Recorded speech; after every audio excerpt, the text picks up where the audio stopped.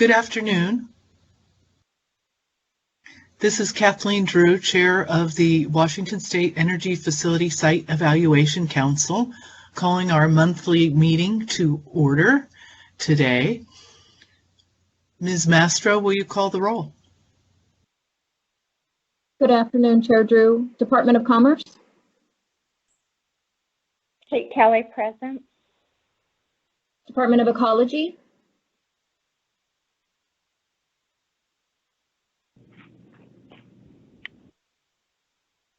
Department of Fish and Wildlife. Mike Livingston's here. Department of Natural Resources.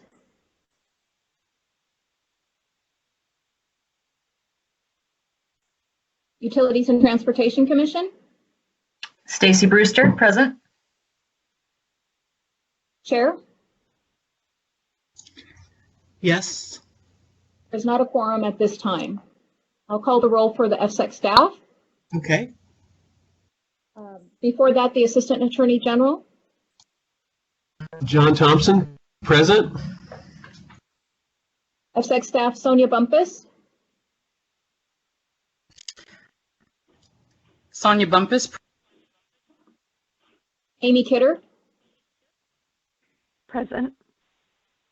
Amy Moon. This is Amy Moon. I'm present. Thank you, Tammy. Thank you, Amy. Kyle Overton. Present. Joan Owens. Present. Patty Betts. Stu Henderson. And for the record, this is Tammy Mastro. Thank you, Chair Drew. Ms. Mastro, there are 4 of us present for the council. I think that makes it quorum. Am I wrong? You are not wrong, Chair. You are correct. I'm sorry. There is a quorum for the EFSEC Council. Thank you.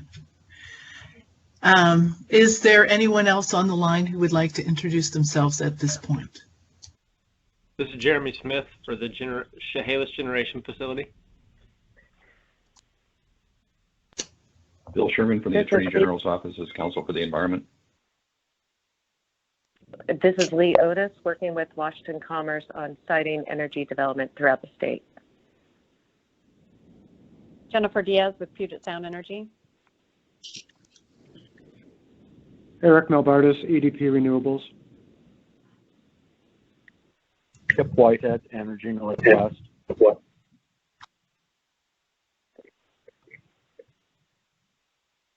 Chris Sharon, Grace Harbor Energy Center. Karen McGaffey, Perkins Coie.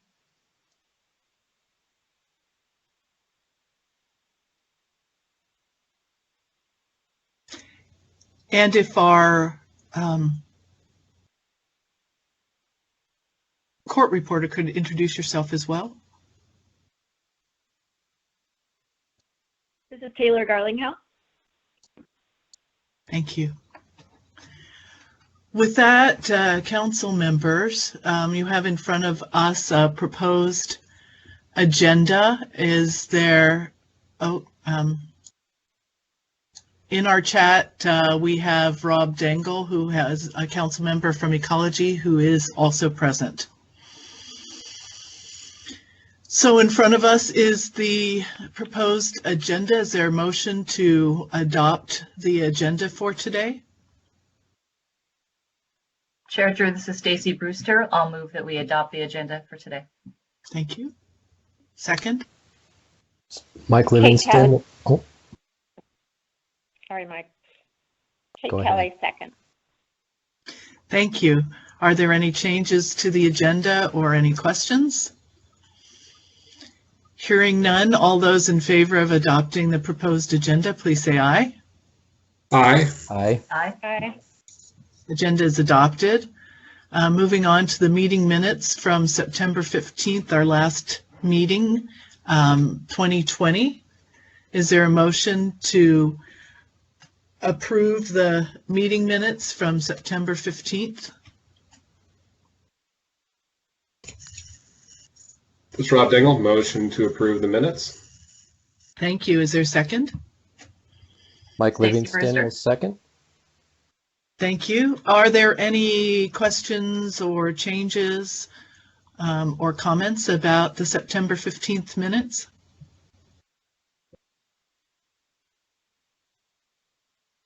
Hearing none, all those in favor to approve, the September 15th minutes, please say aye.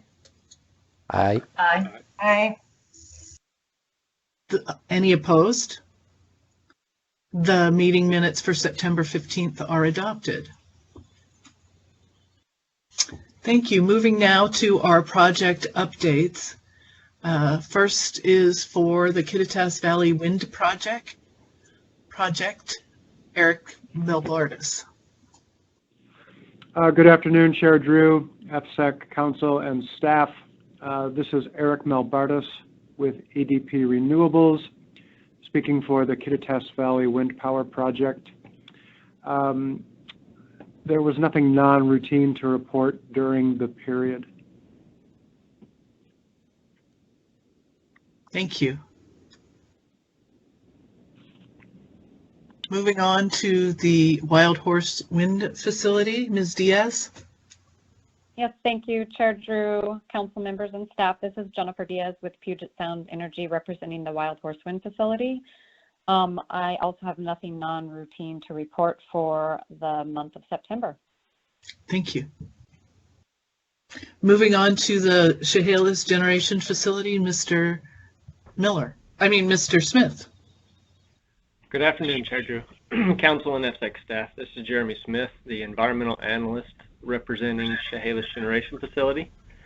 At this time, we do not have any non-routine items to report for the month of September. Okay. Thank you. Moving on to the Desert Claim Wind Power Project, Ms. Moon. Oh, good afternoon, Council Chair Drew and Council Member. As just stated, this is Amy Moon providing an update for the Desert Claim Project. EFSEC staff continue to coordinate with Desert Claim, and there are no project updates at this time. Okay, thank you. For the Columbia Solar Project, is that Ms. Kidder? Correct. Thank you. Good afternoon, Chair Drew and council members. For the record, my name is Amy Kidder. The certificate holder continues to update EFSEC staff on their pre-construction activity. There are no further project updates at this time. Thank you. WNP 1 and 4 and Columbia Generating Station, we can take those together. Mr. Whitehead. Good afternoon. This is Kip Whitehead, and I'll be reporting on both the WNP 1 and 4 and the Columbia Generating Station. There are no project updates to report for the month of September. There is, however, a personnel change at Energy Northwest. Shannon Kunala is no longer the environmental manager. The new environmental manager for Energy Northwest is Brad Barfus. Thank you. That's all I have to report. Thank you.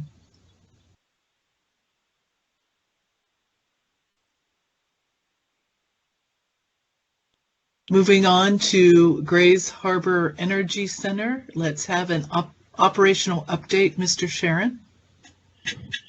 Good afternoon, Chair Drew, council members, and staff. As far as our operational updates for the Grays Harbor Energy Center this month, we have no non-routine items to report outside of the fact that we did submit responses to the additional information requests for our PSD amendment application during the month of September. And I'll also add that we have also submitted the same for the site certification amendment, additional information requests during the month of October.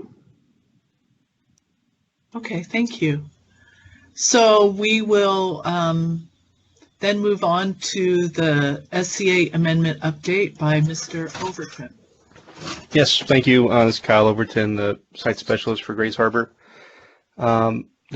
As the council is aware, during the last council meeting, Grays Harbor Energy provided a brief presentation on their applications for amendment of their SCA and PSD air permit, which is the prevention of significant deterioration air permit. Staff, these two amendment requests are separate but related processes in order to get approval for their proposed facility upgrade. For the PSD amendment, staff continues to work with ecology contractors and facility to process the PSD amendment application and are in the process of drafting permit documents. Once a final draft is completed, the council will be provided an opportunity for their review prior to a decision to release the documents for public comment. For the SCA amendment, a public meeting was held on October 6th to provide members of the public with an opportunity to provide comment on the proposed SCA amendment. No comments were received by EFSEC during the open comment period nor during the public meeting. EFSEC staff are currently reviewing the facility's response to a supplementary data request that Mr. Sharon referenced earlier, and we continue to work with the facility to process their SCA amendment application. And that's it for the update. Thank you. Are there questions?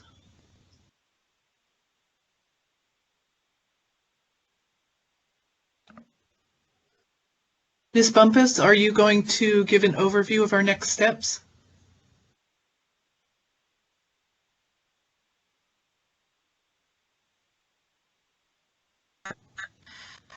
I can add some comment to Mr. Overton's update. And as Mr. Overton stated, we are looking at the responses to the data requests.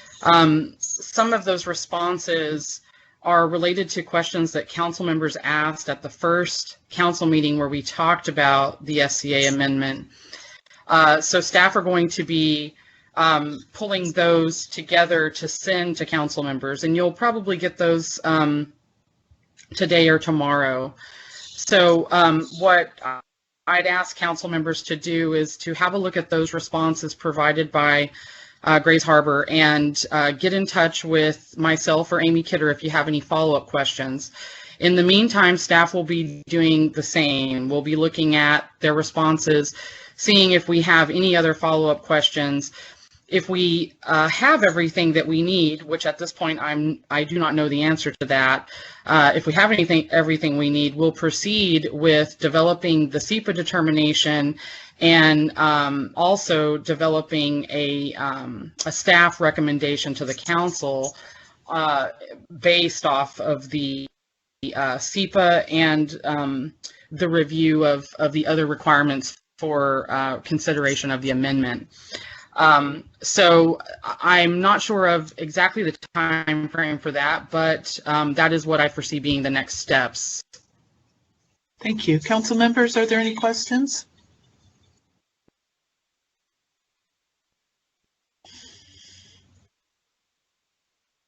So do you expect, Ms. Bumpus, that it's likely that we will have the SEPA determination then before the November council meeting, as well as perhaps a draft or a staff recommendation?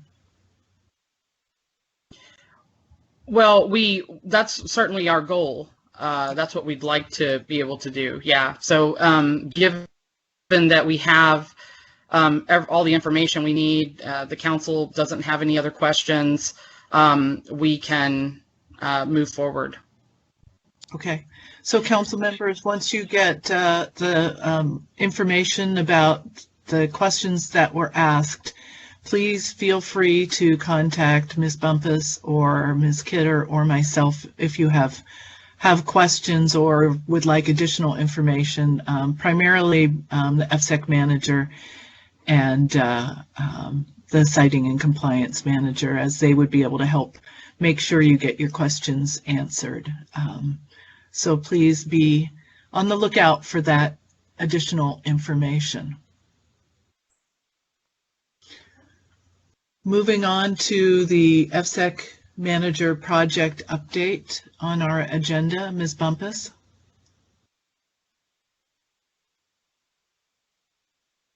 All right. Good afternoon, Chair Drew and council members. So I wanted to just provide a general update on something else that we've been doing in-house. And I think it's a good time, and I spoke with Chair Drew, a good time to update council on how things are going with this project we've undertaken. So I'll provide you some context and history here first. In early to mid 2019, a team of EFSEC staff began an in-house project which focused on streamlining specifically a solar application review process at EFSEC.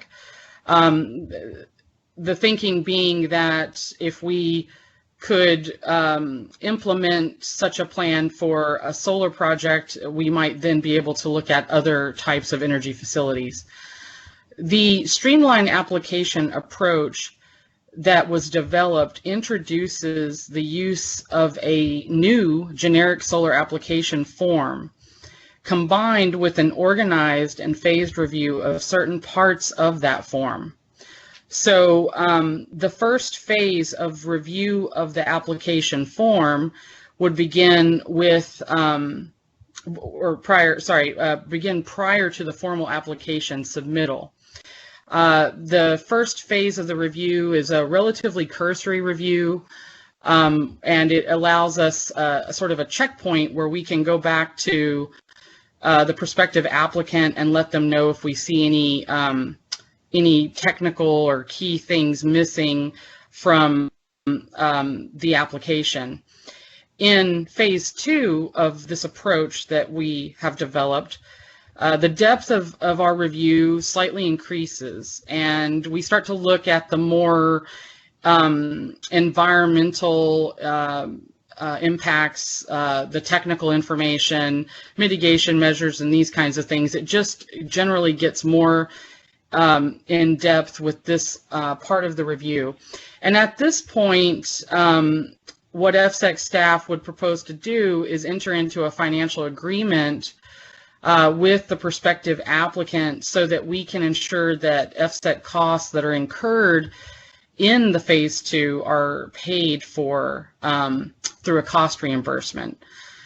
So that's generally the approach. Now, there's some things we think that this does that helps to simplify the application process. The first thing is that an application form, a standard application form that has been developed, it has been based off the application requirements that are in EFSEC's rules. But we've gone through and we've looked at those rules in detail, and we've looked for things, requirements that really would not apply to a solar energy project, for instance. So we think that this really helps a prospective applicant navigate the development of their application. There are a lot of requirements in EFSEC's application rules, and as I said, many of them are not really relevant to a solar project. So we think that this is a good approach for helping make that process a little bit easier and clearer. The second thing we think this does is by introducing an organized phased review approach, it gives EFSEC staff an opportunity really to pre-screen the application for completeness. It helps us to identify areas that may be lacking information earlier in the process, and it also allows us to communicate that information to the applicant, the prospective applicant. The other thing we think that it does is it increases the amount of interaction with the prospective applicant earlier in the process. Particularly during phase 1 and phase 2 reviews, it gives EFSEC an opportunity to ensure the applicant understands our requirements, understands the application form and what it's asking, and it I think also helps ultimately ensure that when we start the formal application review process, we feel pretty good about having the information we need that can be provided to the council to make its decisions. And above all, the other thing I think that this does, or we hope that it does, is minimize the potential for surprises late in the siting process. This happens, regardless of planning, that can still happen, but the idea is to minimize those surprises as much as we can. So that's sort of the context and the background and a little bit about what this project entails. The project team is currently conducting a pilot test with a solar developer on a solar project. The developer agreed, and we were very thankful that they did, agreed to try out our draft solar application form. We have had some discussions with them about the use of that form. We just completed what we call phase 1, and the applicant has so far been very pleased with both the form and the process. On our side of things, we think that we're getting the information that we need in utilizing the form. And the other thing we think we're getting here is a way of pointing out things that can make this better for the next time around. We are planning to have another meeting with the applicant to go over the next steps. And so there'll be more updates about this project as we move forward. As of right now, the draft solar application form is basically it's a moving target. We're continuing to improve it. And once we're complete with this pilot, we'll be looking at everything that we've learned from it to see what we might want to change or improve. And so that concludes my update on the solar application streamlining project. Let's pause for a second, yes, and see if the council members have any questions. And I want to thank the staff. This really came out of our own review of how we can better perform our application process with work from many members on the staff, but primarily Stu Henderson, who looked at it from the lean perspective, and Patty Betts, who looked at it from the SEPA perspective, and Amy Kidder, and I know Amy Moon and Kyle Overton. Pretty much everyone on the staff had some type of participation and review role, and I just think it really speaks to the interest in continual improvement, which since this week is the Lean Conference, I'm really proud of our staff for that. So are there questions from council members? Madam Chair, this is Kate Kelly. Go ahead. I may have missed it, Sonia, but does actual implementation of any of the changes you're considering, does that require rulemaking, or is this all kind of something that can be done just behind the scenes, so to speak? Thank you, Councilmember Kelly. That's a really excellent question. So our approach to this really was to work within what the rules allow without any changes. And so this approach that I've outlined really tries to do that. Now, that's sort of what our thinking was as we had this being developed in concept. But as you know, when you start to actually implement the concept, things change. And so I would just caveat that response with, once we have gone through the process and we see what tweaks we need to make, it's definitely a possibility we might want to do some kind of rule change. But our goal has been to work within what the rules currently allow. Thank you. Chair Drew, this is Mike Livingston. I have a question for Sonia. Sure, go ahead.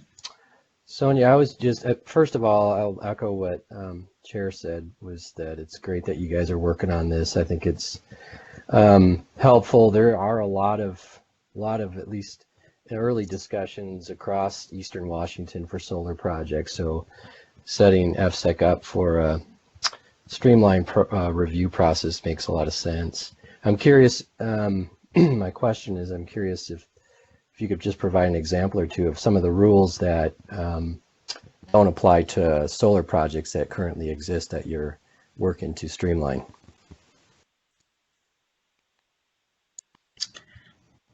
Well, so just kind of thinking about what the rule requirements are in our application. Our application our application requirements outline quite a bit of information for things that have to do or sort of are consistent with the SEPA resource areas.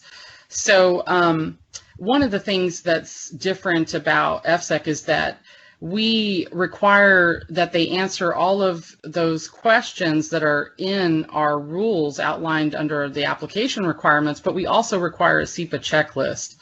So one of the things that the form does for a solar facility is it basically combines the requirements and takes out sort of that redundancy.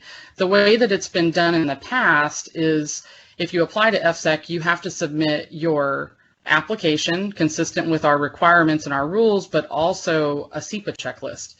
And oftentimes we're reviewing those two and finding, certain information in one or the other, and it can make the review more time intensive. It can also open up the possibility of mistakes. So that's one of the things that would be different moving forward. Now, in terms of specific rules that, for instance, wouldn't apply to a solar facility, we do have a lot of questions that have to do with air emissions, greenhouse gas, air permits, and things like that. And so those are some examples of where we have a lot of information that we're asking for that an applicant would be reviewing, and none of those things would apply to a solar facility. Great. All right. Does Thank you. I that appreciate it. answer your question? It sure does. Thank you. I would also want to add that as the staff worked in the early stages of developing this application, the first, well, actually, they went to two groups of people. One was all of our contacts within the state agencies that usually review our projects. So I know from all of your agencies, we did have staff that work with us on that review level, give input early on in the process. And secondly, with primarily volunteers through Renewables Northwest on the industry side to take a look at what we were doing as well. So as it was developed, we tried to draw on all of our partners in developing that as well. Are there other questions from council members?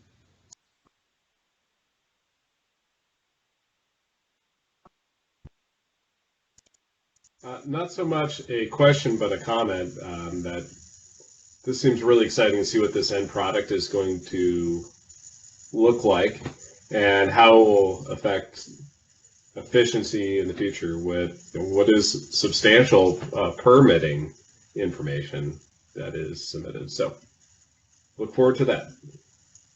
Thank you.